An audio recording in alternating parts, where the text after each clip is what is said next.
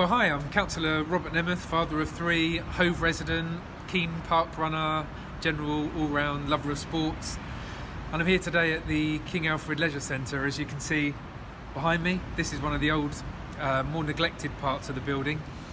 I wouldn't deliberately start with bad news, but there is some bad news, which is that the council's deal with Crest Nicholson is just falling apart, which is a tragedy given just how long has passed since the deal was first put together. We might come back to what the reasons are behind that in a minute.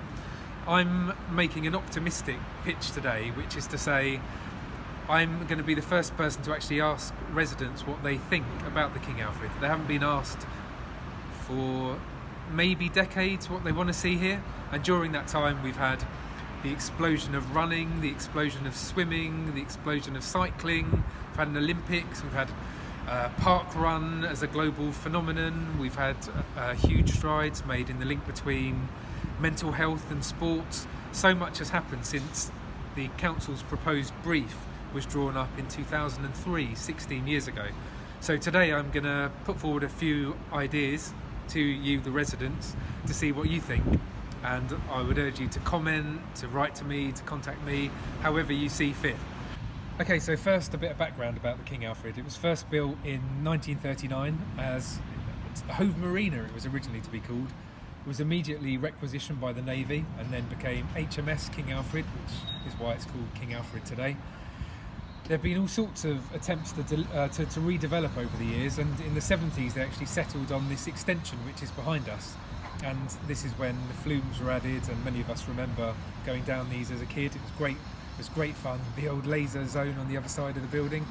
But these have fallen into disrepair or even been removed entirely. The bowling alley under our feet now is abandoned. The section behind us now is overgrown and covered in graffiti. So there's this huge need to just crack on and redevelop. It's costing millions of pounds now to maintain this building. It's a complete waste of money and the facilities are poor, so we've got to crack on and get it done.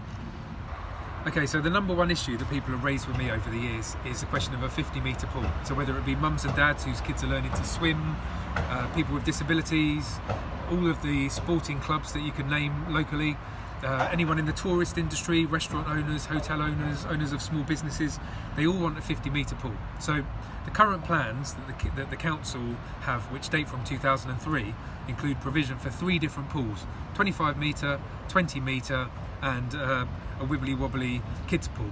What I'm saying is these should be combined into one big flexible pool that can do all the different things that these separate pools can do. The advantages are, well, the long lanes, you can have proper competitions that bring tourists to the city. Our athletes can train in an environment and have galas, of course, where it's best for them. It's amazing for kids to learn in. It'd be absolutely phenomenal. But it has adjustable booms, it has floors that can move, so it can do all the things that these separate pools can do.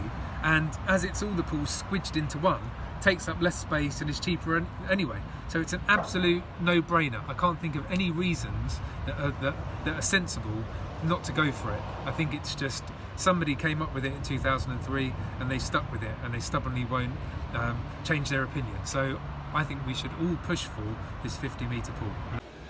And let's not forget about the tenants, clubs, organisations that use the King Alfred site. Behind us we've got one of the best boxing clubs in the country. Above is the trampolines, the bouncy bits, all that stuff that the kids use. I bring my own children here most weeks, brilliant. Cheetah's Gym, hundreds of local members all wondering what's happening. And there's no doubt it's hurting these different clubs. The uncertainty isn't good for them. They don't know what their future is. They want to sign up for a new scheme. I think they should be included. Seems wrong to me that they're being messed around, so I'm going to fight for their interest to make sure they're included. So the King Alfred is part of our past, it's part of our history, it's part of the fabric of Hove. So many people from around the city use it, and it's breaking my heart that it's in this current state that it is. I want it to be part of the future.